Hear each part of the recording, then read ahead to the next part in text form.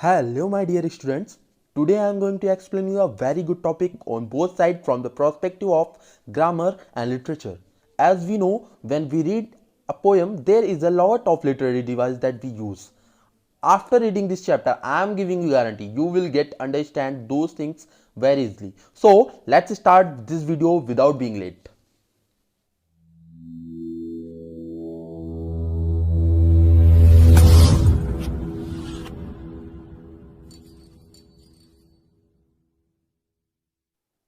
Now, few of you will ask, what is figure of speech, sir? Student, a figure of speech is a phrase or word having different meaning by identifying or comparing anything to another, which has connotation or meaning familiar to audience. That's why it is helpful in creating vivid rhetorical effect. If I would like to tell you in a simple language, a figure of speech is shifty thing. It can be twisted or it can be straight. Now student, I will talk about the types of figure of speech. Here a few of them with detail. The first one is alliteration, metaphor, onomatopoeia, personification, simile, anaphora, hyperbole and oxymoron. Student, alliteration is the repetition of beginning sound of neighboring word. Examples are given: she sells seashells.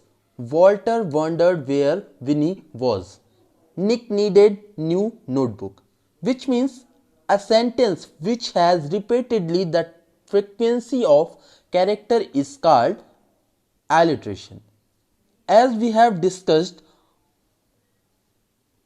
alliteration is a figure of speech in which series of words have the same consonant sound to make it easy. So, when you can see in any sentence that any character is repeating, you will be able to understand that it is alliteration. Student, do such a possible can any mom be teddy bear? It means that something in this figure of speech is said to be that which may not be possible but still compared. That means a figure of speech that compares two things without using the word like or as. Student, onomatopoeia word represent sound.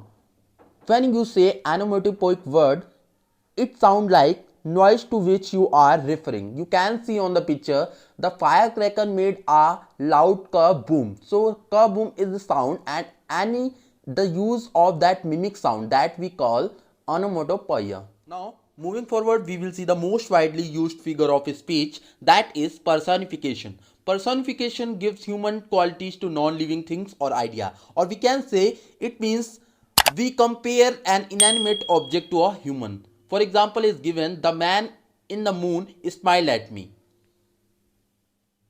Student, this is very easy to identify.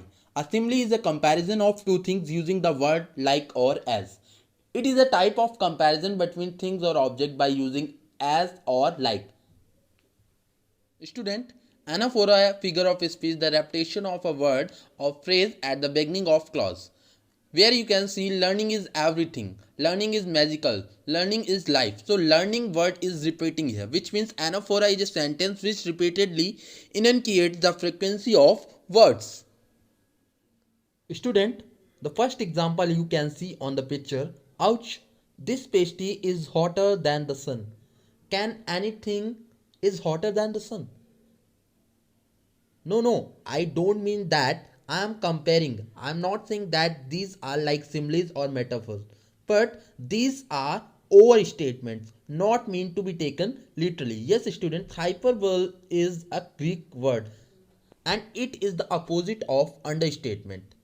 Hyperboles are not comparisons like similes or metaphors, but equivalent and even ridiculous statements. So, do not mean to be taken literally. Now, we are moving to the last section of this video. An oxymoron is two contradictory terms used together, which means an oxymoron is a figure of speech in which two opposite ideas are put together. Students, you can see it in example if there are two opposite terms you put together. In figure of speech, you should understand it is oxymoron figure of speech. So student, this is for the day. I hope you like this video. If you like the video, so please share and subscribe. And till then, take care and see you in the next video. Bye bye.